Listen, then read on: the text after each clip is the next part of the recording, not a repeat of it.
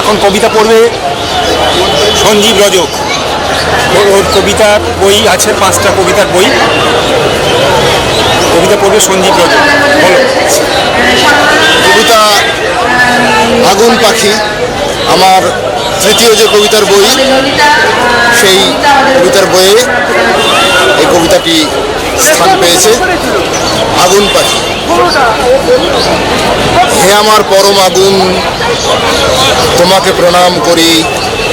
তুমি দাও আলোর দিশা, চেতনায় তোমায় ধরি। নিজেকে চিনব বলে হোমানল জ্বালিয়ে রাখি। ভেঙে দাও বন্ধ খাঁচা, হে আমার আগুন পাখি। যেন এক নষ্ট সময় এই জীবন হয় বেদখল। নতুনের ধান করে নয় যত সব ছন্দ নকল। তুমি হও শুদ্ধ সূচি, আগুনের নেই তো ফাঁকি। ভেঙে দাও বন্ধ খাঁচা, হে আমার আগুন পাখি। দ্বিতীয় কবিতা।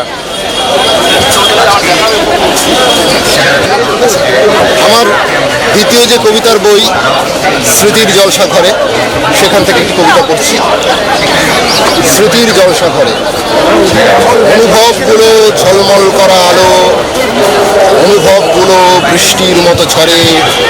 প্রাণ পেতে শুনি গীতিনাট্যের পালা, নির্জনে এই স্মৃতির জলসাঘরে। রৌদ্রের মতো আদরের অনুভূতি, বৃষ্টির মতো অজস্র ফোঁটা ফোঁটা। শিশিরের মতো ঝরে যাওয়া চুপি চুপি, জ্যোৎস্নার মতো মায়াময় হয়ে ওঠা স্বপ্নসৌধ দুরাশার বালুচরে। নির্জনে এই স্মৃতির জলসাঘরে। ভুলে যাওয়া সেই স্বপ্ন নারীর কথা, ঢেউয়ের মতন সুতীব্র আকুলতা।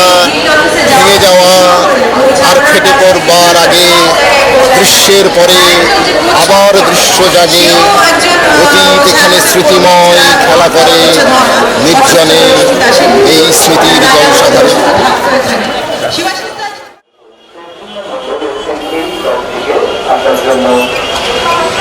এখন কবিতা পড়বে অর্কজ্জ্বল দাস মহাপাত্র। এখন ওর নিজের স্বরচিত কবিতা পড়বে অর্কজ্জ্বল দাস মহাপাত্র। আমরা কেন ভিন্ন? আমরা মানুষ থাকি একই হয়ে, আমাদের সুখ দুঃখ সর্বদা হয়ে, কিন্তু তবুও জানি না কেন আমরা ভিন্ন। রেখে যেতে পারি না একদার চিহ্ন। জানি না কেন নিজেদের মধ্যে করিয়ে ভাগ। এই কারণে মহাপুরুষেরা বলেছে মানব জাতি দিয়ে এইবার যাক।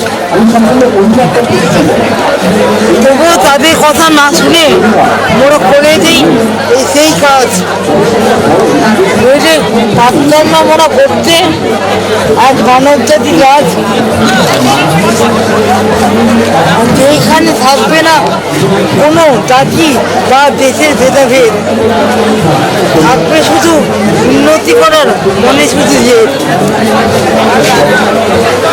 ওরা পারি না কি করতে সেই দিনের কল্পনা, যেই দিন থাকবে না দেশ অথবা জাতি অর্থ অজানা, হবে মোদের স্বপ্ন সেই দিন পূর্ণ, যেই দিন করবো কাজ আর কথার মধ্যে ফারাক করবো চূর্ণ চূর্ণ। করতে চাই আমরা বিরাট এই পৃথিবীর শান্তি, ঘুরতে চাই আমরা কাকে বলে যুদ্ধের ক্লান্তি। নমস্কার। এখন কবিতা পড়বে ঈশা ব্যানার্জি। ওর একটা কবিতার বই আছে, ঈশা ব্যানার্জির একটা ওর নিজের লেখা কবিতার বই আছে, স্বরচিত কবিতা। এখন পাঠ করবে ঈশা ব্যানার্জি। আয়না আয়না আমার সবই জানে, সামনে দাঁড়াই যেই অন্তরে দেয় রুদ্র দৃষ্টি, ফাঁকির উপায় নেই। ন্যায়ের বিপরীতে গেলেই তীব্র ধমক দেয়, মনে মনে আয়নাটাকে খানিকটা পাই ভয়। উথাল পাথাল এক ঝড়েতে আয়নাটা চিড় খেলো, ওপার থেকে সেই দৃষ্টি এবার ঝাপসা হলো। মনে মনে খুশি হলাম, শঙ্কা গেল ঘুচে, বিবেকটা চায় মুখ ফেরাতে, জীবন নিল বুঝে। ঘরে ফিরে দেখি আয়না ভেঙে ছত্র খান, 10 টুকরোয় 10টা আমি, মুখগুলো সব ম্লান। এখন কবিতা পড়বে সুচরিতা ব্যানার্জি। ও বইমেলা এসছে, সুচরিতা বইমেলা এসছে। ও বই কবিতা লেখে, স্বরচিত কবিতা করছে সুচরিতা ব্যানার্জি। কবিতার নাম খোলা চিঠি।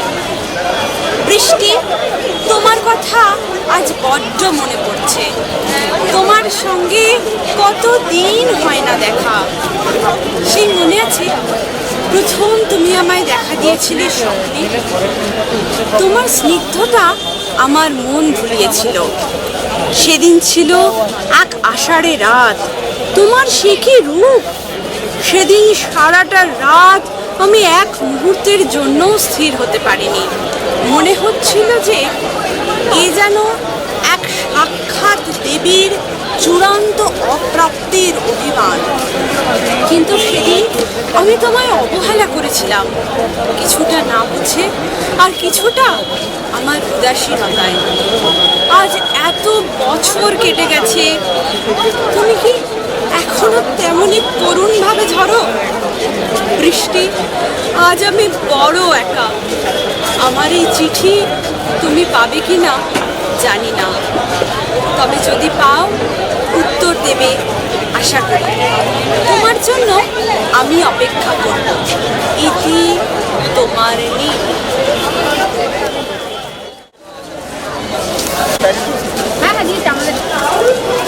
রাত রাত, তুমি আমার বন্ধু হবে, আমি তোমার ছবি আঁকবো, আমার অনুভূতি দিয়ে তোমায় রাঙিয়ে তুলব।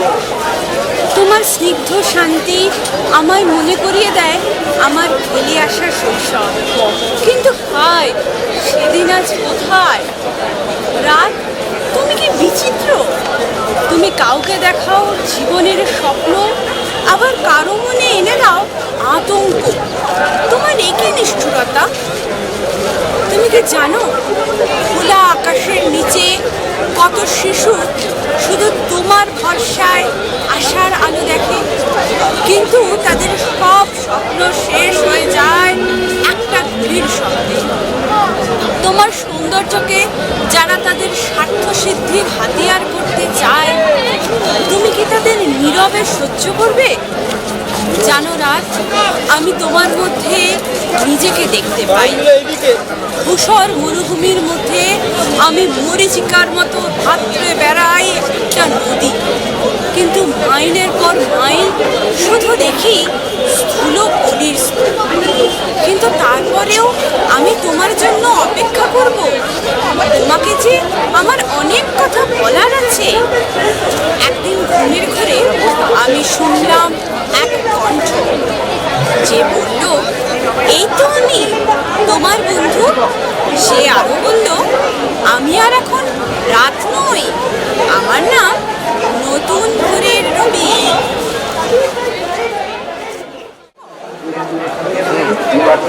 কবিতার নাম আমার কাছে আধুনিকতা।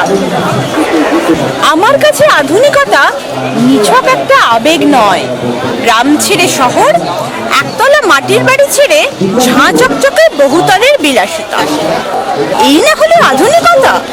আমি হব একাই 100, চলবো ফিরবো বিলাসিতায়।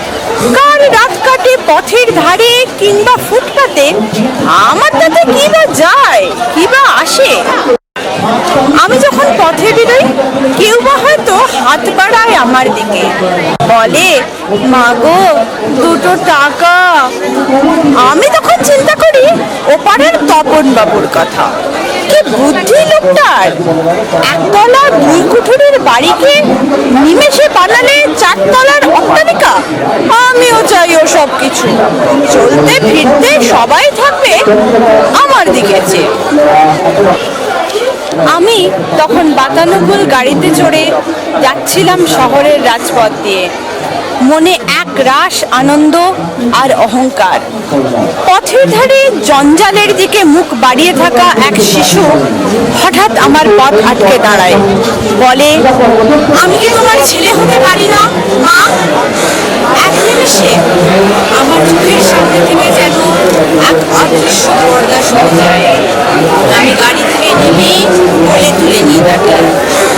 আজ আমি আর ধনী হওয়ার স্বপ্ন দেখি না। আধুনিকতার সংজ্ঞা আমার কাছে বদলে গেছে। এবার আমি স্পর্শনন্দন আলোর ঝর্ণা, পৃথিবীর প্রথম উদ্যোগ, এই কবিতার বইটা থেকে আমি পড়ব। এই যে কবিতার বইটা স্পর্শনন্দন আলোর ঝর্ণা, এখানে 157 জন দৃষ্টি প্রতিবন্ধী কবিদের কবিতা আছে এবং তার মধ্যে 124 জনের হচ্ছে 100% দৃষ্টিহীন। তার মধ্যে 84 জন হচ্ছে আবার জন্ম থেকে দৃষ্টি প্রতিবন্ধী। এদের কবিতা বই বেরিয়েছে, যেটা আজ পর্যন্ত পৃথিবীতে এই ধরনের কবিতার বই প্রকাশিত হয়নি। এটার থেকে আমরা এবারে 2টো কবিতা পড়ব। প্রথম কবিতা পড়ব বিথিকা স্বরে, দ্বিতীয় কবিতা পড়ব তপন বিশ্বাসের। যে কবিতাটি বিথিকা স্বরের কবিতার নাম হচ্ছে রক্ষা করো, এবং তপন বিশ্বাসের কবিতার নাম হচ্ছে তুমি চাইলে কি না দিতে পারি আমি। তপন বিশ্বাসের কবিতাটি এই বইটার মধ্যে সেরা কবিতা বলে বিবেচিত হয়েছে, পুরস্কৃত হয়েছে। এবার আমি পড়ছি বিথিকা স্বরের কবিতার বই, কবিতা রক্ষা করো। বৃহৎ শাখার পাতা ঝরে, ঘাসের আগায় শিশির পড়ে, হিমেল হাওয়া গায়ে মেখে, মন চলে যায় কোন সুদূর পারে। কত যুগ কেটে গেছে, কত জল বয়ে গেছে এই গঙ্গায়, তবুও নারীকে আজও বয়ে বেড়াতে হয় দ্রৌপদীর লজ্জা ভার। চারিদিকে অনাচারী দুঃশাসনের দল, করে লুণ্ঠন নারীর লজ্জা অবগুণ্ঠন। রক্ষা করো, রক্ষা করো, বৃথায় ক্রন্দন, এ যুগে দণ্ডিত পায় না দণ্ড, চাই সুবিচার। এবার আমি কবিতার কবি সম্পর্কে, কবি বিথিকা সম্পর্কে তার জীবনপঞ্জি দেওয়া রয়েছে। এই কবিতার বইটিতে একটি বিশেষত্ব হচ্ছে প্রত্যেকটি কবির তার জীবনপঞ্জি দেওয়া রয়েছে, অর্থাৎ জন্ম তারিখ, সে কিভাবে, তার ঠিকানা এবং তার ছবি এবং দৃষ্টিহীনতার কারণ এই বইটিতে দেওয়া রয়েছে। কারণ যে জন্ম থেকে দৃষ্টিহীন, তার যে প্রকৃতি সম্পর্কে যে ধারণা, যে 10 বছর বয়সে দৃষ্টিহীন হয়েছে বা পরিণত বয়সে দৃষ্টিহীন হয়েছে, তার প্রকৃতি সম্পর্কে একরকম ধারণা। এই ধারণাটার যে তারতম্যটা আনার প্রতিফলিত হবে কবিতার মধ্যে, এই জন্যই দৃষ্টিহীন প্রতিবন্ধকতার কারণ এই বইটিতে প্রত্যেকটি কবির দেওয়া হয়েছে। এই বিথিকা স্বর কবির জন্ম হচ্ছে 30শে এপ্রিল 1945, ঠিকানা হচ্ছে চণ্ডীগড়, 3 চণ্ডীগড় সুকান্ত সরণি, ডাক মধ্যমগ্রাম, কলকাতা 119। এবং এনার দৃষ্টি প্রতিবন্ধকতার কারণ হচ্ছে 12 বছর বয়সে বিসিজি ইঞ্জেকশন দেওয়ার ফলে দুটি চোখ নষ্ট হয়ে যায়। তখন থেকে দুটি চোখই ক্রমশ কম দৃষ্টিসম্পন্ন হয়ে থাকে। 66 বছর বয়সে ভুল অস্ত্রোপচারের ফলে দুটি চোখই সম্পূর্ণ দৃষ্টিহীন হয়ে যায়। বর্তমানে তিনি 100% দৃষ্টি প্রতিবন্ধী। এটা হলো গীতিকা স্বর সম্পর্কে। এবার আমি আসছি তপন বিশ্বাসের কবিতা। এই কবিতাটি এই স্পর্শনন্দন আলোর ঝর্ণায় যে 157 জন কবি রয়েছে তার মধ্যে সেরা কবিতা হিসাবে পুরস্কৃত হয়েছে। স্পর্শনন্দন নাম দেওয়া হয়েছে স্পর্শনন্দন আলোর কবিতা। তুমি চাইলে কি না দিতে পারি আমি, দীর্ঘদিন অপেক্ষায় আছি, এই জীবনে কিছু চাইবে তুমি। গভীর জলে ফুটে ওঠা একটি সুন্দর শাপলা ফুল মাথা উঁচু করে আছে। তুমি যদি বলতে ওই ফুলটি আমায় এনে দাও না, তাহলে আমি নদীর গভীর জলে সাঁতরে সেই ফুলটি তুলে নিয়ে এসে তোমার হাতে তুলে দিয়ে বলতাম, তুমি চাইলে কি না দিতে পারি আমি। তুমি যদি চাইতে নদীর ওই পারে বটবৃক্ষের পরে একটি স্বর্ণ পুতুল দেখা যাচ্ছে, যদি আমায় বলতে ওই পুতুলটি আমার চাই, তাহলে আমি 7 সমুদ্র 13 নদী পার হয়ে বটবৃক্ষের ওপর থেকে পুতুলটি নিয়ে এসে বলতাম, তুমি চাইলে কি না দিতে পারি আমি। তুমি যদি বলতে, দেখো মেঘমুক্ত নীল অম্বরে একটি অপরূপ টিয়া পাখি উড়ে বেড়াচ্ছে, ওই পাখিটি আমায় এনে দেবে, তাহলে আমি আকাশ পথে পাড়ি দিয়ে সেই পাখিটি ধরে এনে বলতাম, এই দেখো তুমি চাইলে কি না দিতে পারি আমি। কিন্তু আশ্চর্য, কিছুতেই কিছু চাইলে না তুমি। এবার বলি কবির যে বিবরণ এখানে রয়েছে। কবির জন্ম হচ্ছে 28শে এপ্রিল 1997, ঠিকানা হচ্ছে প্রযত্নে দেবীচরণ বিশ্বাস, শোভারানী বিশ্বাস, ডাক চাঁদের কুঠি, জেলা কুচবিহার, চলভাস 85 12 92 34 00। এই দৃষ্টি প্রতিবন্ধকতার কারণ হচ্ছে গর্ভাবস্থায় মায়ের ব্লাড ক্যান্সার হওয়ার পর ক্ষীণ দৃষ্টি নিয়ে জন্মগ্রহণ করেন। 3 বছর বয়সে মা মারা যাবার পরই 100% দৃষ্টি প্রতিবন্ধী হয়ে যান। ধন্যবাদ।